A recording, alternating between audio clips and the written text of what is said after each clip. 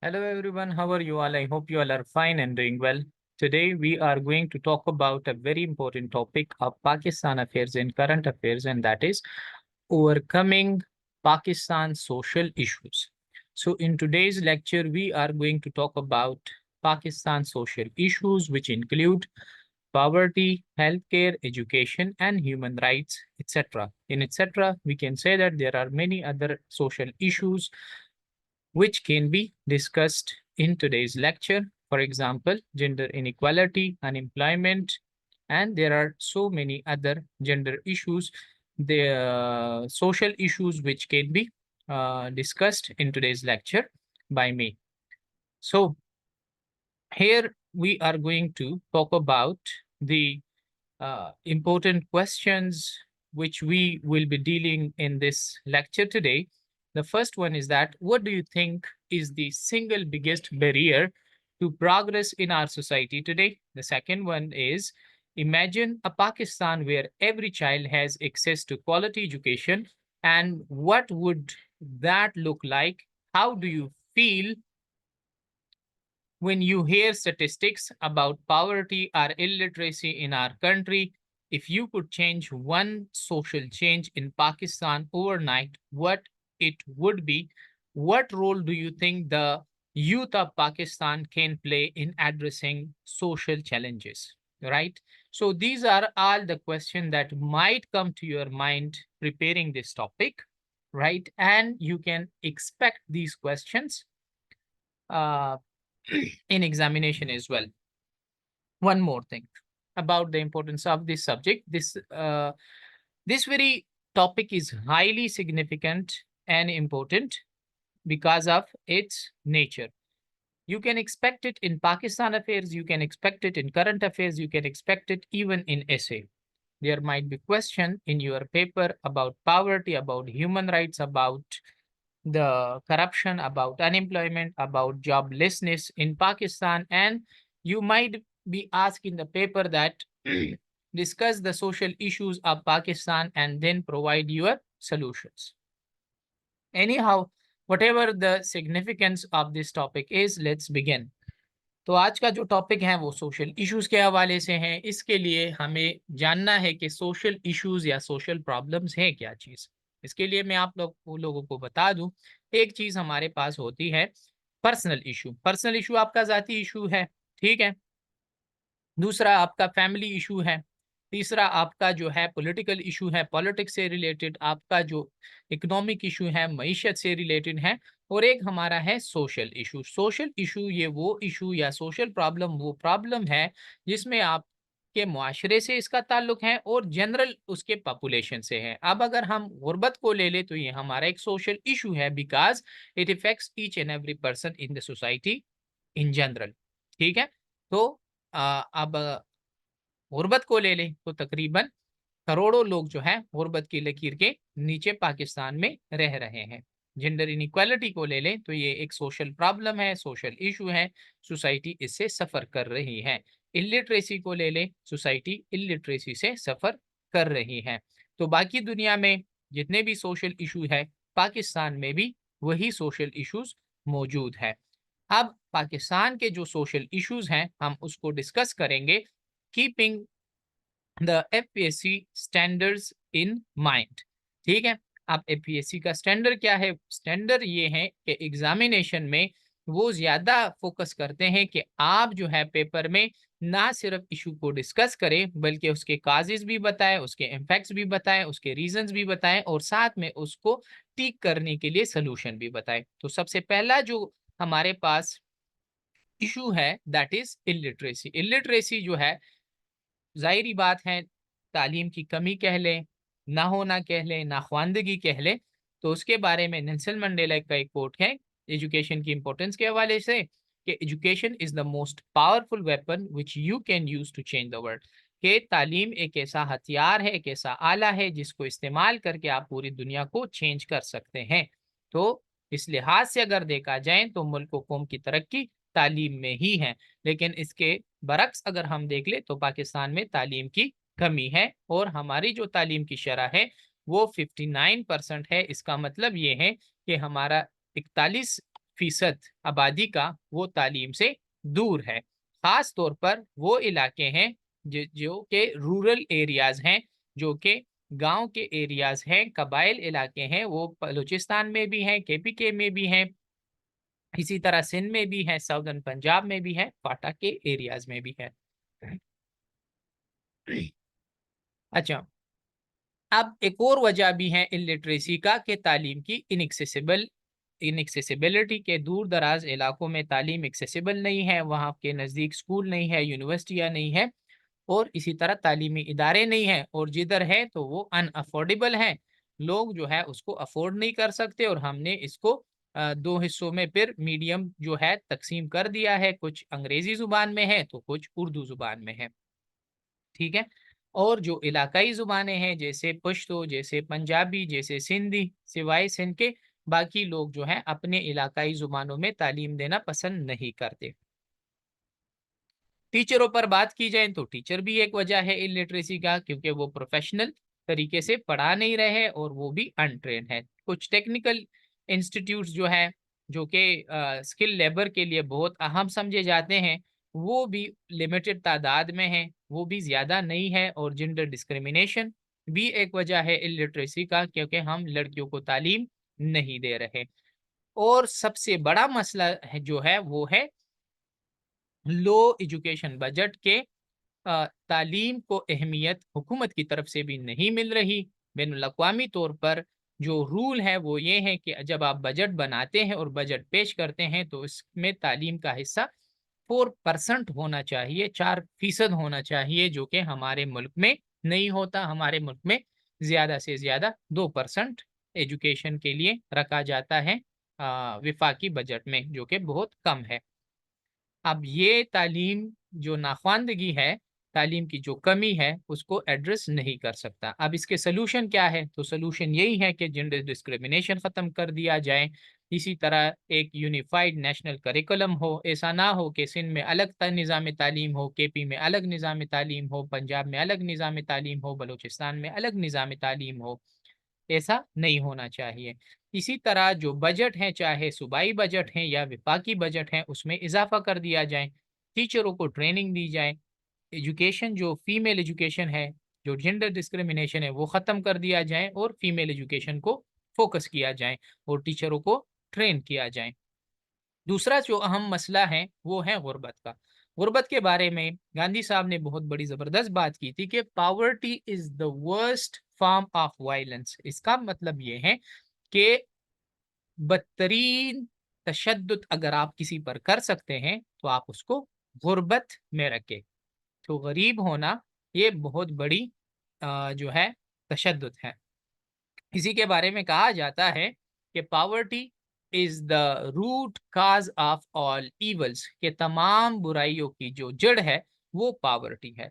जिधर गुर्बत होता है, जिधर पावर्टी होती है, वहां पर क्राइम खत्म नहीं होता, वहां पर लॉ एंड ऑर्डर सिचुएशन जो है का आना, अमन का आना, वो एक ख्वाब की मानिंद है। और इसी तरह पाकिस्तान का मसला भी पावर्टी है। तो इस लिहाज से अगर देखा जाए तो हमारे मुल्क में जो बदअमनी पाई जाती है, जो गैर यकीनी सूरत हाल पाया जाता है, चाहे वो इकोनॉमिक अनसर्टनिटी हो, चाहे वो पॉलिटिकल अनसर्टनिटी हो, चाहे हमारे मुआशरे में जो क्राइम का इजाफा है, उसमें एक वजह जो है गुर्बत का है कि गुर्बत बहुत ज़्यादा है। और तकरीबन कहा जाता है एशियन डेवलपमेंट बैंक के मुताबिक कि 24.3% आबादी से ज़्यादा जो है लोग वो पावर्टी लाइन के नीचे हैं। पावर्टी लाइन कितना होता है? अगर आप दिन के $3 नहीं कमा सकते तो मतलब आपको गरीब समझा जाएगा। और ये पर हेड की बात हो रही है कि अगर घर में 5 लोग हैं और पांचों के 5 जो है $3 कमा रहे हैं तो ठीक है। अदरवाइज अगर सिर्फ एक फादर हैं या एक भाई हैं, वो $5 कमाए लेकिन बाकी 5 बंदे घर में बैठकर कुछ ना कमाए, तो ये लोग भी गुर्बत की लकीर के नीचे हैं। ये ऐसे ही सिंपल लैंग्वेज में बताने के लिए जो है आपको समझाने की कोशिश की इस एग्जाम्पल के जरिए। एनी हाउ, करोड़ों लोग जो हैं वो गुर्बत की लकीर के नीचे हैं, जिसका मतलब ये है कि इनको बुनियादी सहूलतें सेहत की हो, चाहे एजुकेशन की हो, चाहे एक मयारी जिंदगी हो वो मुयस्सर नहीं है। अब इस पावर्टी के रीजंस क्या है? एक तो कैपिटलिज्म है, इनइक्वालिटी है, फ्यूडलिज्म है कि अमीर अमीर तर होता जा रहा है और गरीब गरीब तर होता जा रहा है। इसी के अलावा महंगाई है, करप्शन है, मिसमैनेजमेंट ऑफ नेचुरल रिसोर्सेज है, पॉलिटिकल इंस्टेबिलिटी है, वीक गवर्नेंस है, और ये तमाम जो है मसाइल या रीजंस जो है एक दूसरे के साथ इंटरकनेक्टेड हैं। पॉलिटिकल इंस्टेबिलिटी होगी तो फिर वीक गवर्नेंस भी होगा, और जब वीक गवर्नेंस होगा तो आप नेचुरल रिसोर्सेज को फुली जो है यूटिलाइज नहीं कर सकते।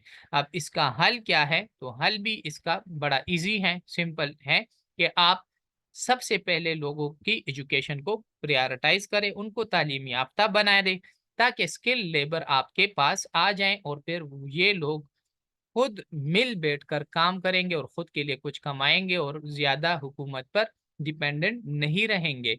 इसी तरह इकोनॉमिक ग्रोथ और डेवलपमेंट के लिए काम करे, कारखाने लगाए, इंपोर्ट और एक्सपोर्ट्स को बढ़ा दे, ताकि जिसके जरिए लोगों को जॉब्स मिल सके। Promote civic responsibility and social tolerance, ऐसे पॉलिसीज बनाएं जिससे सोशल टॉलरेंस सोसाइटी में वजूद में आए और जॉब अपॉर्चुनिटीज बढ़ाएं, और ये तब बढ़ेंगी जब हमारे मुल्क में इन्वेस्टमेंट आएगी और हम लोग खुद भी इन्वेस्ट करेंगे। सपोर्ट स्मॉल बिजनेसेस, जितने भी छोटे बिजनेसेस हैं उनको हुकूमत जो है सपोर्ट करे, बजाय इसके कि हम बेनज़ीर इनकम सपोर्ट के ज़रिए या जो है लंगर खाने लगा दें। इसके ज़रिए जो है जो स्मॉल बिजनेसेस हैं और जो नौजवान तबका है उनको हम मुराद दे दें, उनको हम इंसेंटिवाइज करें, उनको हम इंसेंटिव्स दे दें, ताकि ये लोग बिजनेस शुरू करें, खुद भी जॉब पर लगें और बाकी लोगों को भी जॉब दे दें। एक और अहम मसला जो हमारे नौजवानों को है वो है अनएम्प्लॉयमेंट। अनएम्प्लॉयमेंट, बेरोजगारी, जॉबलेसनेस जो है वो भी एक अहम मसला है। पाकिस्तान में हालिया सालों में अगर देखा जाए, पिछले कुछ सालों में, तो अनएम्प्लॉयमेंट की शरह बढ़ चुकी है। इसके भी कुछ रीजंस हैं। रीजन इसके फिर क्या है कि लेक ऑफ क्वालिटी एजुकेशन, क्या आपके पास एजुकेशन जो है वो क्वालिटी एजुकेशन नहीं है। लोग यूनिवर्सिटियों से तालीम हासिल कर कर जाते हैं, लेकिन वो कंपेटिटिव एग्जाम में फेल होते हैं। और इसकी मिसाल आपको सीएसएस में मिलती है कि आप सालाना तौर पर अगर देख लें तो आपका जो सीएसएस रिजल्ट है वो 2% आता है, जिसका मतलब ये है कि 98% लोग इस एग्जाम में रिटर्न में फेल हो जाते हैं। इसका मकसद ये है, मतलब ये है कि यहाँ पर जो क्वालिटी एजुकेशन है वो ठीक नहीं दी जाती। Few job opportunities for youth, लोगों के लिए जॉब हुकूमत फराहम नहीं कर सकती, और यहाँ पर जो इंडस्ट्रीज और कारखाने और दुकानें और बिजनेस चलाने का काम है वो भी ठप पड़ चुका है, मतलब मांदा पड़ चुका है, उसमें भी ग्रोथ या डेवलपमेंट नहीं हो रही। लिमिटेड इन्वेस्टमेंट इन न्यू प्रोजेक्ट्स, जो नए प्रोजेक्ट्स हैं वो उसमें भी इन्वेस्टमेंट नहीं हो रही। नए प्रोजेक्ट्स नहीं होंगे तो नए बिजनेस स्टार्ट नहीं होंगे, नए बिजनेस स्टार्ट नहीं होंगी तो नए जॉब्स क्रिएशन नहीं होगी और अपॉर्चुनिटीज नहीं होंगे। और जो स्किल अनएड स्किल गैप्स, और हमारा मार्केट मिसाल बतौर, अब तो दुनिया एजुकेटेड लेबर चाहती है, वो मजदूर चाहते हैं जिसके पास स्किल हो, कोई ना कोई स्किल हो, और हमारे पास स्किल लेबर की कमी है, जिसकी वजह से पाकिस्तानियों को इवन बाहर दुनिया में भी जॉब नहीं मिल रहा आसानी से। अब इसका सलूशन क्या है? सबसे पहले आप वोकेशनल ट्रेनिंग सेंटर्स को जो है डेवलप करें। इसके अलावा आप provide opportunities for fresh graduates, आपके पास जो फ्रेश ग्रेजुएट्स हैं उनको क्या करें, उनको थोड़ा सा अपॉर्चुनिटी दे रहे एक्सपीरियंस गेन करने की। एंटरप्रेन्योरशिप को सपोर्ट करें कि जो लोग खुद कोई बिजनेस लेना चाहते हैं, शुरू करना चाहते हैं, उनको प्रमोट कर दिया जाए और उनको भी इंसेंटिव्स दें हुकूमत की तरफ से। इसी के साथ हमारे पास ये है कि जॉब क्रिएशन पॉलिसीज जो है, जैसे कि आईटी, टूरिज्म, बैंकिंग, जिसमें आप लाखों लोगों को जॉब दे सकते हैं। इस जो है ऐसे पॉलिसीज बनाएं जो इन सेक्टर्स में जॉब क्रिएट कर सके। इसके अलावा हमारे पास चाइल्ड लेबर एक अहम मसला है, ठीक है, कि छोटे छोटे बच्चों से पाकिस्तान में फैक्ट्रीज में, शॉप्स में काम लिया जाता है और इवन उनको बेगर्स बना दिया जाता है, उनको भिखारी बना दिया जाता है। और कहा जाता है कि हमारे मुल्क में 12 मिलियन, जो कि अब 26 मिलियन तक पहुंच चुका है, इतने ज्यादा लड़के जो है, बच्चे, ये चाइल्ड लेबर में मसरूफ हैं और ये एजुकेशन मतलब तालीमी इदारों में अपनी तालीम हासिल नहीं कर रहे। और अगर इसकी परसेंटेज निकाली जाए तो इसकी परसेंटेज जो है फिर करोड़ों में पहुंच जाती है, तादाद अगर निकाली जाए। अब इसके रीजंस क्या हैं? इसके रीजन हमारे पास यही है कि पावर्टी है, जाहिर बात है, लार्ज फैमिलीज हैं। एक शख्स है, उसके 5-6 बच्चे हैं, तो वो सबको नहीं खिला सकता। वो छोटे ही उम्र में अपने बच्चों को जो है काम पर लगा देता है अपने साथ। इसी के साथ एजुकेशन की अवेयरनेस नहीं है कि एजुकेशन इनके लिए कितना अहम है। Societal attitude that tolerate child labour, और हम बतौर सोसाइटी इस चीज को बुरा नहीं मानते और हम इसको टॉलरेट करते हैं। इसी के साथ सोल्यूशन इसके क्या है? एक तो ये है कि फ्री क्वालिटी एजुकेशन तमाम लोगों के लिए हुकूमत की तरफ से भी मिले। Create vocational programmes that equip children with skills for the future, ऐसे प्रोग्राम्स बनाएं जो कि बच्चों को तालीम दें और फ्यूचर में ये बच्चे फिर काम कर सके। जैसे कि कंप्यूटर कोर्सेज, आजकल टेक्निकल कॉलेजेस हैं और टेक्निकल स्कूल्स हैं, उनमें ड्राइविंग सिखा दी जाती है, उसमें सिलाई कढ़ाई सिखाई जाती है, उसमें जो है जो है ड्राइविंग के साथ साथ मुख्तलिफ गाड़ियों की बड़ी बड़ी जो है औजारों की इस्तेमाल का तरीक़ेकार सिखाया जाता है और एक स्किल लेबर जो है वजूद में आता है। एनी हाउ, यही तरीक़ेकार जो है अगर हम अपनाएं और चाइल्ड लेबर से लोगों को दूर रखें, बल्कि इनको स्किल देकर जब ये बड़े हो जाएं फिर अपने लिए खुद कमाना शुरू कर दें। और इसी तरह जो एनजीओज इनके लिए काम कर रहे हैं, उनको हम क्या करें, प्रोटेक्ट भी करें और उनको सपोर्ट भी करें। इसके अलावा एक और अहम मसला जो हमारे पास है वो है poor health and infrastructure. Poor health infrastructure और पुअर हेल्थ भी है कि हमारे पास जो हॉस्पिटल्स हैं वो आला मयार के नहीं हैं। ठीक है। सो हॉस्पिटल्स ऑफन जो है अंडर इक्विप्ड है। ठीक है। तो वहां पर जो डॉक्टर्स बैठे हुए हैं या तो सही से काम नहीं कर रहे, या उसमें एफिशिएंटली काम नहीं कर रहे, करप्शन है। और वहां पर जो है सरकारी अस्पतालों की जो हालत है वो बहुत ही ज्यादा खराब है। और इसका इफेक्ट इंसानों पर पड़ता है कि सेहत के लिहाज से हमारा मुआशरा ठीक नहीं है। सो इसमें क्या होता है, लाइक एजुकेशन, इनके लिए भी बजट बहुत कम रखा गया है। फैसिलिटीज नहीं है, आउटडेटेड टेक्नोलॉजी है, इन्वेस्टमेंट यहाँ पर नहीं हो रहा, खासतौर पर जो गांव के हॉस्पिटल्स हैं। Shortage of train medical professionals, जो मेडिकल प्रोफेशनल्स हैं वो भी ट्रेन नहीं है। जैसे कि स्कूलों में टीचर्स ट्रेन नहीं है, इसी तरह अस्पतालों में डॉक्टर्स ट्रेन नहीं है। तो इसका एक ही हल है कि आप इसको इसका बजट जो है, जो बजट में हिस्सा है वो बढ़ा दें। ठीक है, क्योंकि पैसा होगा तो इंफ्रास्ट्रक्चर ठीक होगा, पैसा नहीं होगा तो इंफ्रास्ट्रक्चर जो है इनका ठीक नहीं होगा। I hope you are all getting all these points. इसी तरह introduce transparent policies to reduce corruption in it, invest in new hospital and upgrade existing facilities, ये तमाम इसके सोल्यूशन है। एक और जो अहम मसला है हमारे मुल्क का वो है फॉरेन डेट्स, के हमने बहुत ज्यादा कर्जे लिए हैं बाकी दुनिया से, और हमारी इकोनॉमिक इंस्टेबिलिटी, कि हम जो है इकोनॉमिकली माशी तौर पर स्टेबल नहीं हैं। तो Pakistan economic was are largely driven by mounting foreign debts. हम हर बार जब हमें जरूरत पड़ती है तो आईएमएफ के पास पहुंच जाते हैं, और हमारी अब जो इकोनॉमी है वो लोन ड्रिवन या डेट ड्रिवन इकोनॉमी बन चुकी है।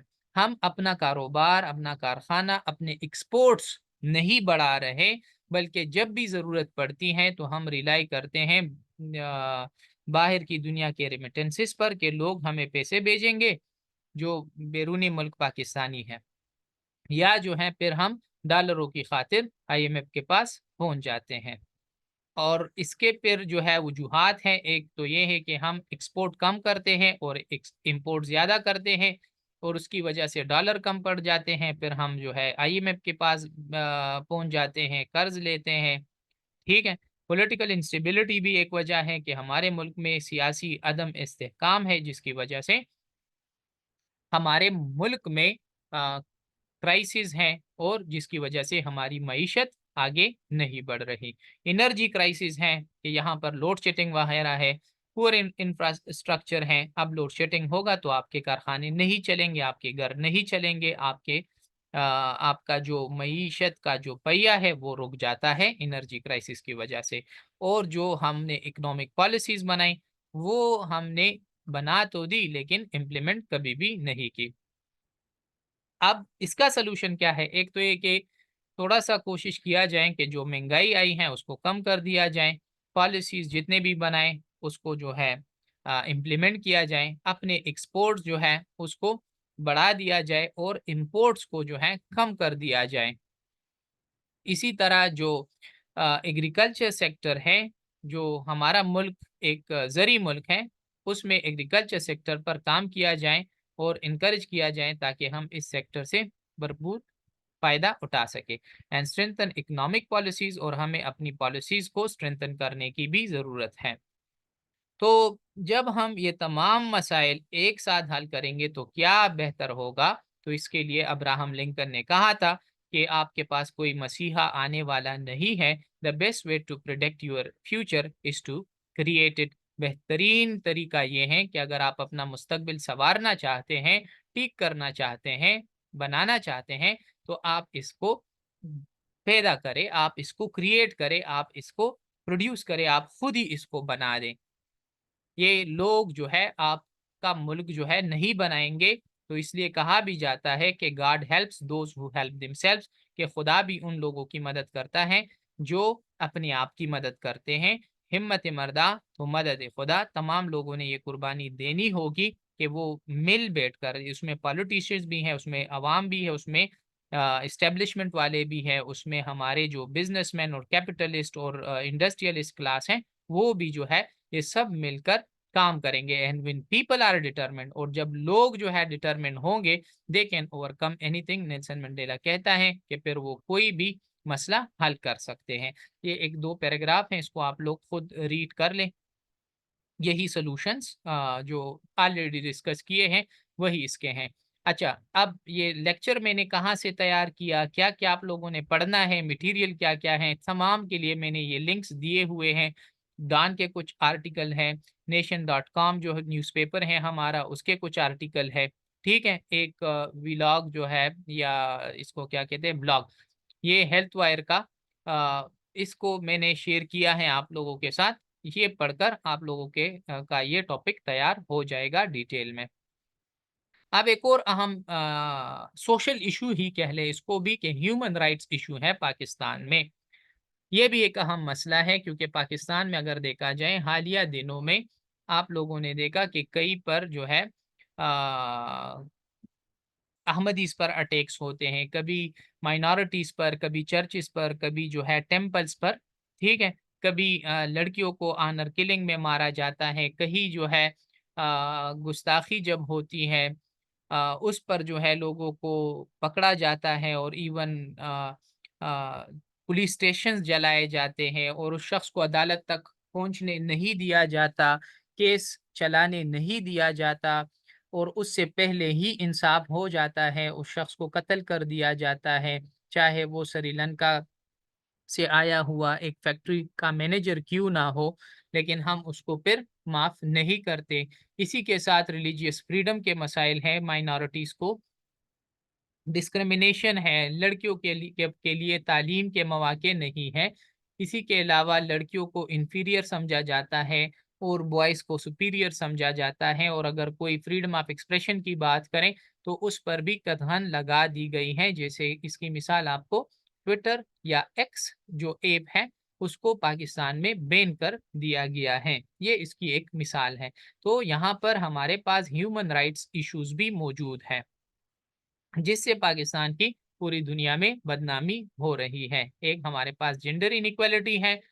इसके लिए मलाला ने कहा था कि we can not succeed half when half of us are held back, कि हम आप आपस से मुराद लड़कियां हैं कि हम बतौर कौम कामयाब नहीं हो सकते, उस वक़्त कामयाब नहीं हो सकते जब हमारी आधी आबादी मतलब गर्ल्स या औरतें आप उसको पीछे रखें और आप उसको आगे आने ना दें। तो पाकिस्तान अगर तरक्की चाहता है, मलाला यूसुफ़ज़ई कहती हैं, तो वो यहाँ पर औरतों को तालीम के मौक़े दे दें, काम करने के मौक़े दे दें और तब जाकर पाकिस्तान एक अच्छा मुल्क बनेगा और पूरी दुनिया में इसका नाम होगा। इसी तरह फ्रीडम ऑफ एक्सप्रेशन अगर देखा जाए तो यहाँ पर हमारी जो आज़ादी है फ्रीडम ऑफ एक्सप्रेशन, इस यहाँ पर हर दूसरे दिन नेट को बंद कर दिया जाता है या स्लो डाउन कर दिया जाता है। एक्स मतलब ट्विटर को बैन कर दिया गया है।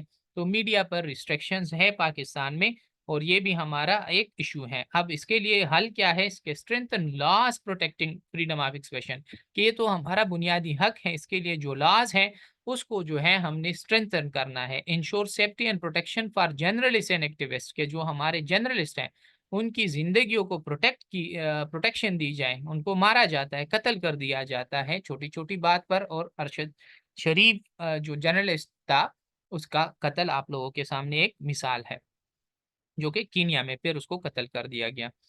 promote an open and transparent dialogue on national issues, और जो हमारे नेशनल इश्यूज हैं उस पर ट्रांसपेरेंट सही तरीके से डायलॉग को जो जो जो है उसको हम प्रमोट करें।